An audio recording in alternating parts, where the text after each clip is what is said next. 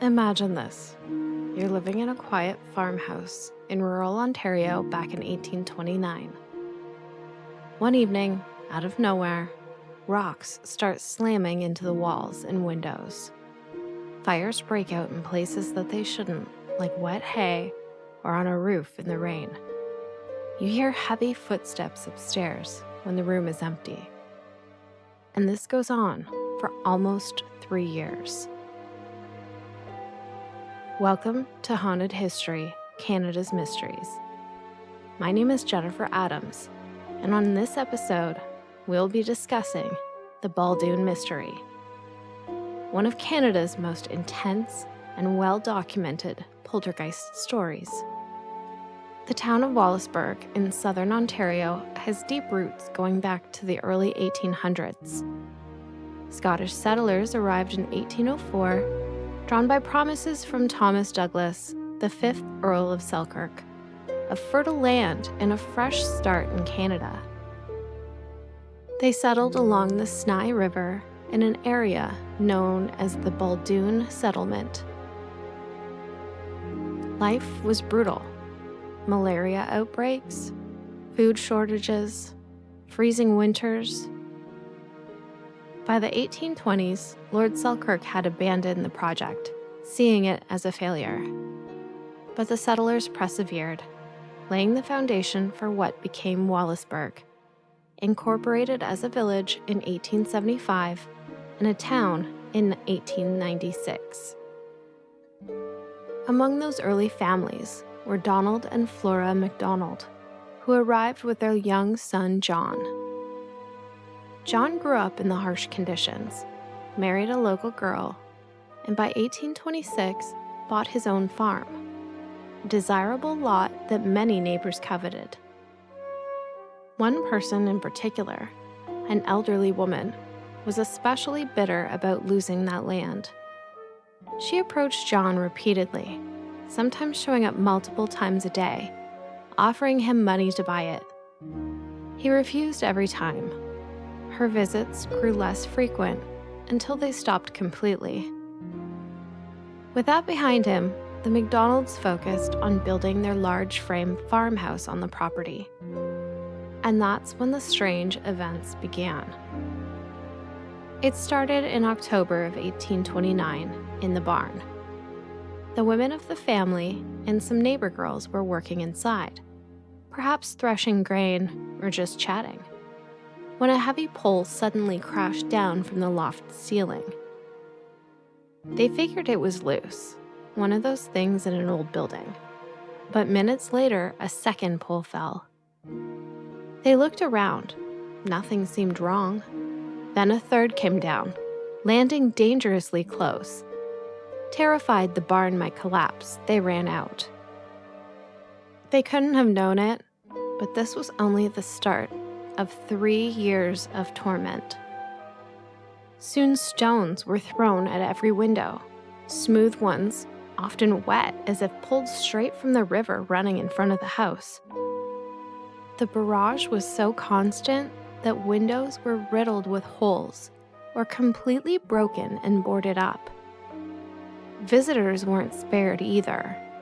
One man standing in the kitchen was hit in the chest by a stone, leaving a nasty bruise.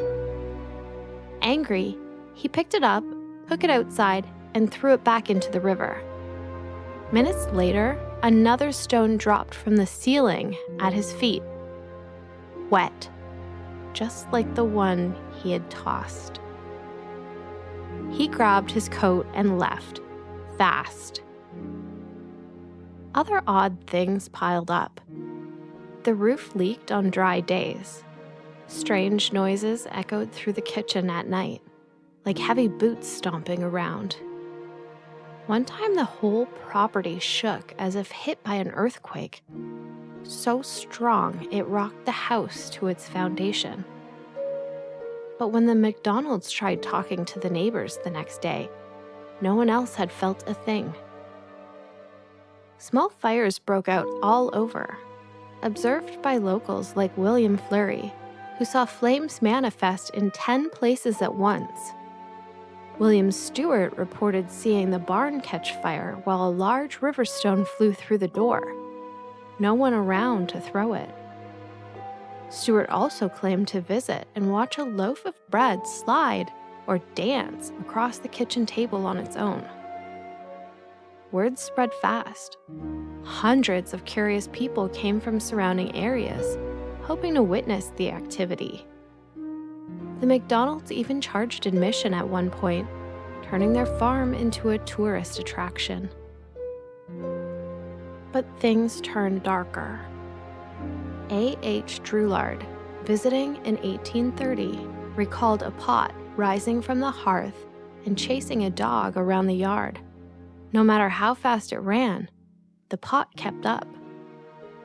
Healthy livestock started dropping dead overnight. Horses in stalls, and ox in the field still hitched to the plow. Hogs and chickens collapsing without warning. The baby's cradle began rocking on its own, sometimes so violently that two men had to hold it steady while the mother rescued the child. Guns hanging on the wall fired by themselves. Fires grew more frequent and harder to extinguish. One day, travelers on the river saw the house on fire with no one around. They rushed to help, only to find the family completely unaware, barely escaping as the house and barn burned to ashes, losing everything but the clothes on their back. The community rallied to rebuild, but the activity followed wherever the McDonalds stayed. They lived nomadically for a while, moving from place to place, but eventually returned to their property, preferring a haunted cabin to freezing in a tent. John sought help from Protestant missionaries, Catholic priests, and native medicine men. Nothing worked. Finally, he heard about a doctor in Long Point, whose 15-year-old daughter Dinah had the gift of a second sight. Accompanied by Reverend McDormand, he visited her. It took convincing, but the doctor allowed them to speak with Dinah. She listened to John's story, then retreated to her room for 3 hours. When she had emerged, exhausted and disheveled, she told them an old woman in a long log house wanted to drive them off the land. She asked John if he had noticed a stray black goose on the farm. He had, and it always kept distance from the flock. Dinah said the goose wasn't a bird. It was tied to the woman. She told him to shoot it with a silver bullet.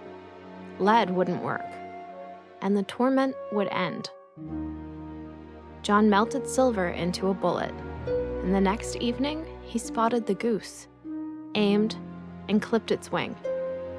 It let out a human-like scream and fled into the dusk. The following day, passing the woman's log house, they saw her on the porch, agitated and nursing a badly injured arm. And from that moment on, nothing. No stones, no fires, no footsteps. Peace at last.